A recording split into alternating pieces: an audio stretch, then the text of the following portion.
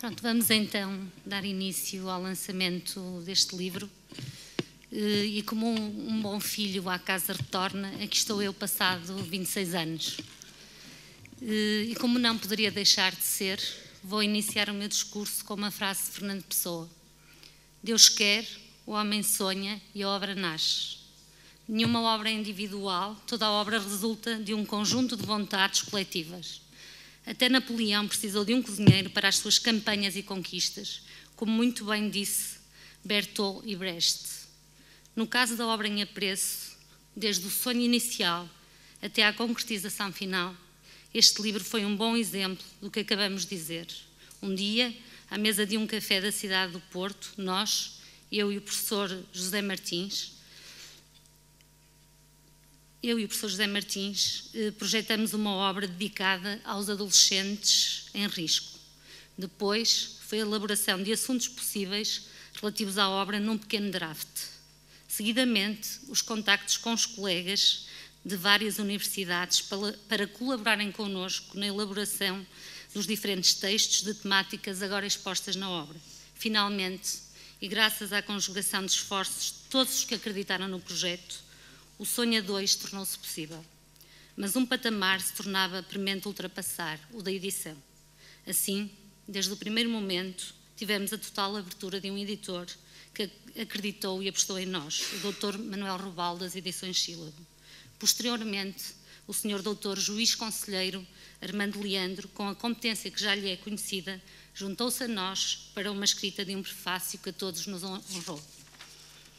O propósito desta obra deveu-se ainda à necessidade de colmatar uma lacuna nos estudos dedicados à adolescência, mais especificamente aos riscos, aos desvios e crime nesta fase de desenvolvimento e à necessidade da existência de uma obra que abrangesse estas temáticas em Portugal.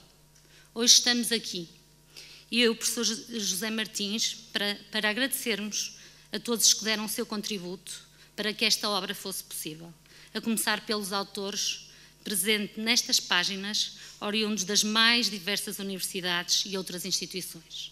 Assim, agradecemos aos docentes e investigadores da Universidade de Trás-os-Montes e Alto Douro, da Universidade do Minho, da Universidade de Fernando Pessoa, da Universidade do Porto, tanto da Faculdade de Direito como a de Psicologia, da Universidade Católica do Porto ou mesmo da IPSS Irmesinde Cidade Aberta. Queremos agradecer ao excelentíssimo Sr. Dr. Juiz Conselheiro Armando Leandro, que teve a amabilidade de apresentar a obra juntamente com a Sra. Professora Dra. Ana Sani e o Sr. Professor Dr. Rui Abrunhosa Gonçalves e a Sra. Professora Dra. Inês Relvas, colega e amiga da UTAD. Sem esquecer o Sr. Professor Filipe Macedo, desta Universidade, pelos contactos preciosos e oportunos. Agradecer ainda à Sra. Professora Sónia Caridade pela amabilidade em aceitar o convite. Agradecer ao Sr. Professor Dr. Salvato Trigo pela sua amável presença e à Sra. Professora Inês Gomes, pró-reitora, ao Sr. Diretor de Departamento, Professor Dr. Pedro Reis, à Coordenação de Criminologia, a Sra. Professora Dra. Ana Sacau e à Coordenação de Psicologia Jurídica, a Sra. Professora Dra. Ana Sani, e a todos os presentes, colegas e alunos, sobretudo do Núcleo de Criminologia, especialmente aos senhores professores Dra. Ana Sani, Laura Nunes e professor Rui Estrada, por terem tornado possível o lançamento do livro durante a realização deste congresso. Agradecemos ainda a presença de alguns colegas e amigos.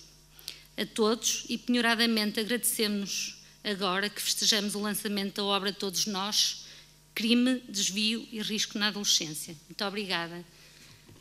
Passarei a... Sim. Passarei a palavra à professora Sónia Caridade. Muito obrigada. Muito boa tarde a todos e a todas. Começaria por agradecer o convite que me foi dirigido para proceder à apresentação desta obra e que muito me honra.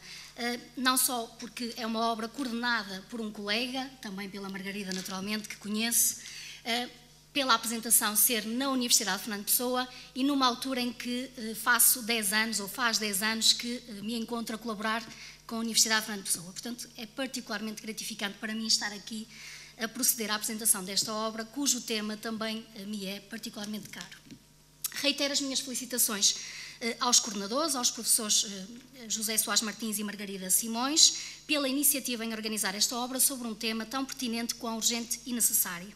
Endereço também um cumprimento especial a todos os autores e autoras que para esta obra contribuíram e que, através de diferentes olhares, saberes e reflexões, lhe conferem uma importante perspectiva interdisciplinar.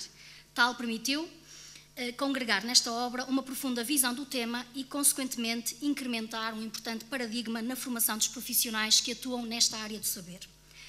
Pois bem, fazer a apresentação de uma obra depois de ela já ter sido apresentada 4 vezes antes, não é? Por 4 pessoas, 4 especialistas nesta área, é para mim um desafio bastante elevado. E, portanto, espero honestamente corresponder a este mesmo desafio. Como sabemos, a adolescência constitui um período desenvolvimental pautado por uma pluralidade de desafios que o adolescente terá que enfrentar, sendo, e como bem afirmam os coordenadores da obra, na sua introdução, um período nevrálgico no processo de socialização. Ora, a resolução e gestão bem-sucedida destes desafios é em grande medida ditada, por um lado, por aquelas que são as aquisições cognitivas, emocionais, comportamentais do adolescente, mas também por todo o contexto social onde este se insere e, de forma mais particular, todas aquelas que são as suas experiências e vivências com os diferentes agentes de socialização. E, portanto, refiro-me naturalmente à família, à escola, ao grupo de pares e ao contacto com todas as instituições de controle formal. Tal fundamenta que esta fase desenvolvimental seja crucial na delineação daquela que virá a ser a sua identidade, pró-social ou antissocial, e que irá determinar todo o seu percurso futuro de possível conflito ou não com a lei.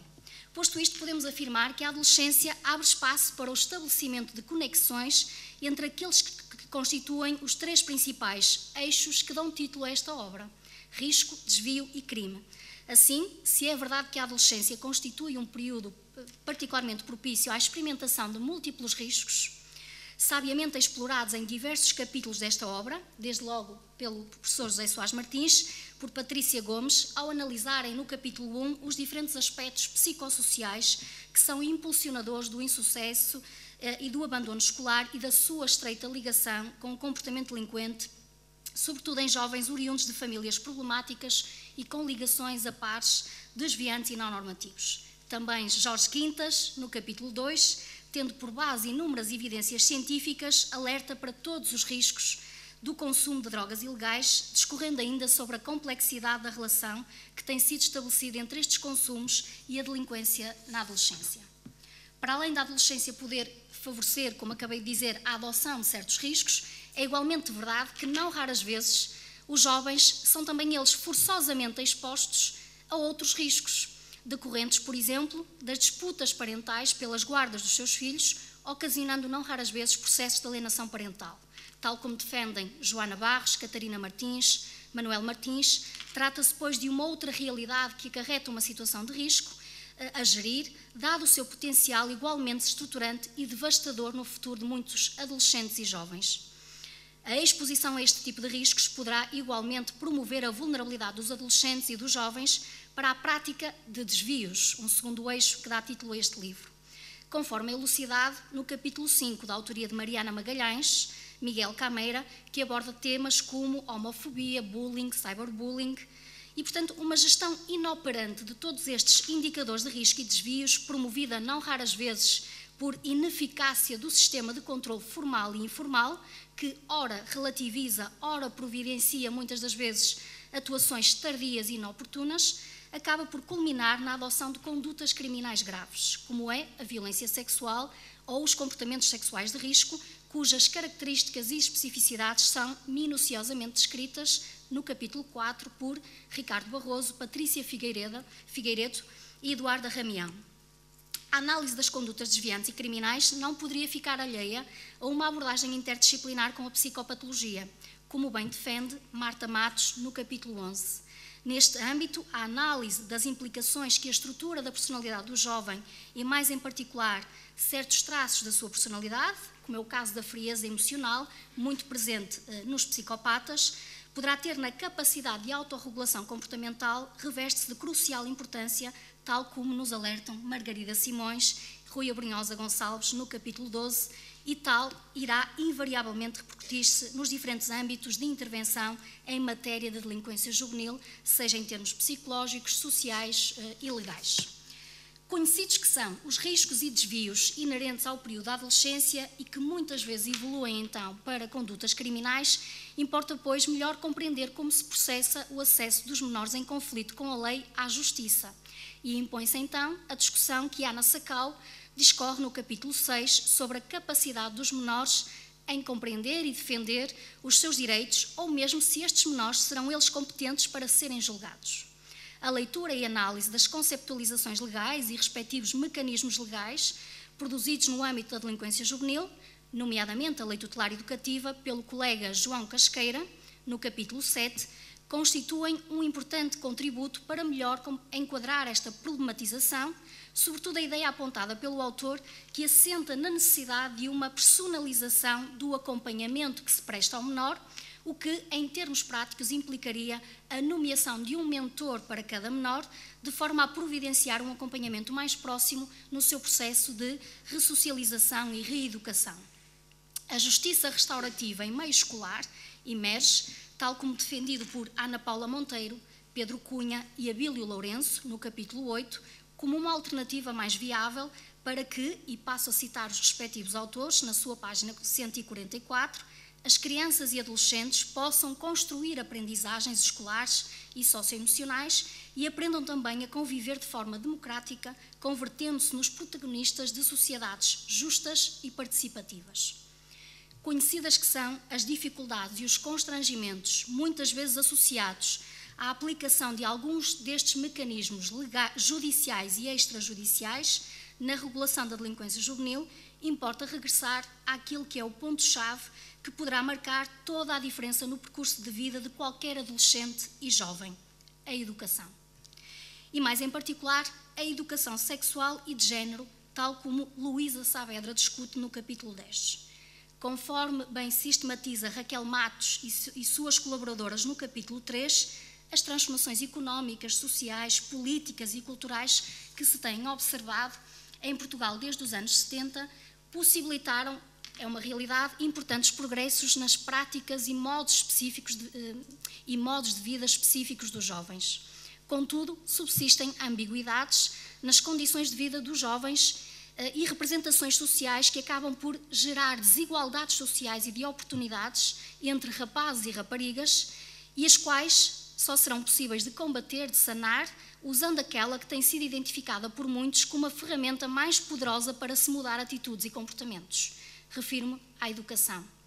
E, portanto, a aposta na educação dos nossos jovens e adolescentes desde os primeiros anos de vida, mas uma educação que dispensa viés, preconceitos, estigmas, imparidades, disparidades e, sobretudo, uma educação que procure promover o conhecimento, o respeito, a partilha, a igualdade, o envolvimento, a responsabilização e corresponsabilização do outro pelas suas ações.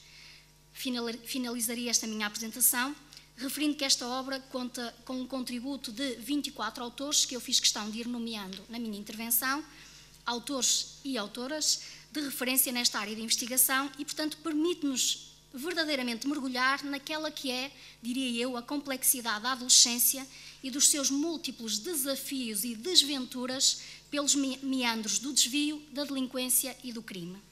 E, neste sentido, resta-me apelar à ampla consulta, leitura e, se assim entenderem, por que não, a aquisição desta obra, que será seguramente um instrumento muito útil, seja para aqueles que só agora começam a mergulhar nestas temáticas, mas também para os mergulhadores, diria, mais séniores, que porventura desejem a atualização do conhecimento neste domínio. Boas leituras a todos.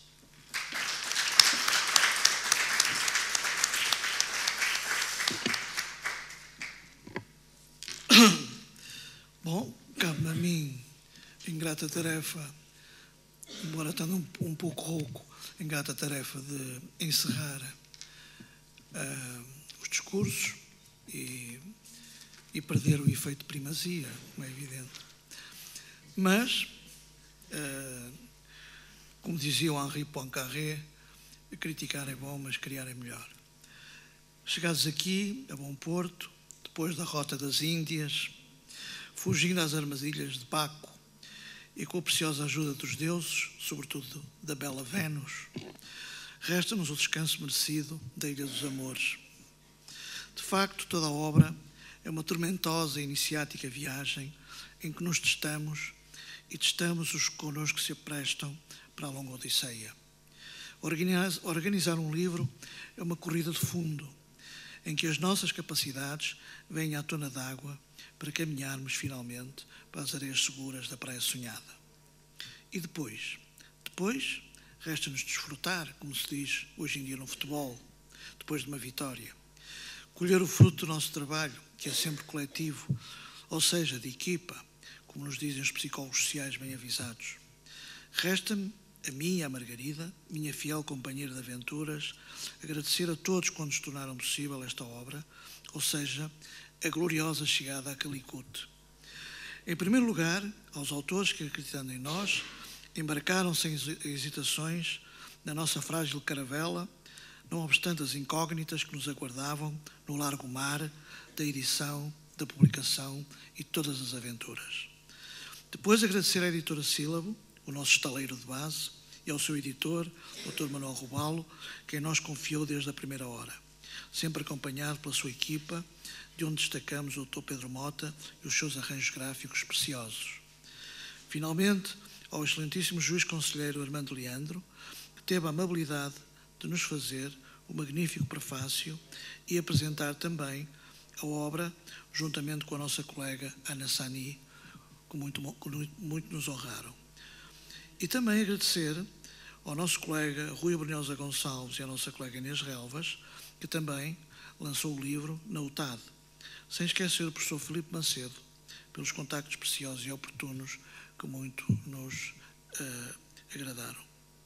Hoje cabe-nos saudar a professora Sónia Caridade pelas suas sábias e belas palavras sobre o nosso livro, e ao Sr. Reitor, professor Salvador Trigo, pela sua amável presença, à nossa pró-reitora, professora Inês Gomes, ao diretor do departamento, professor Pedro Reis, à coordenação de criminologia na figura da professora Ana Sacau, infelizmente em Espanha, por razões de saúde da sua mãe, e à coordenadora do mestrado de Psicologia Jurídica na figura da professora Ana Sani, e a todos os presentes, colegas e alunos, e especialmente aos professores, mais uma vez, Ana Sani, Laura Nunes e Rui Estrada, por terem tornado possível o lançamento do livro durante a realização deste congresso. Não esquecendo a sempre ajuda da doutora Paula Dias. Resta-me desejar que o livro tenha um bom acolhimento, ou seja, um acolhimento idêntico ao entusiasmo que eu e a Margarida pusemos em cada página desta obra. Bem-ajam.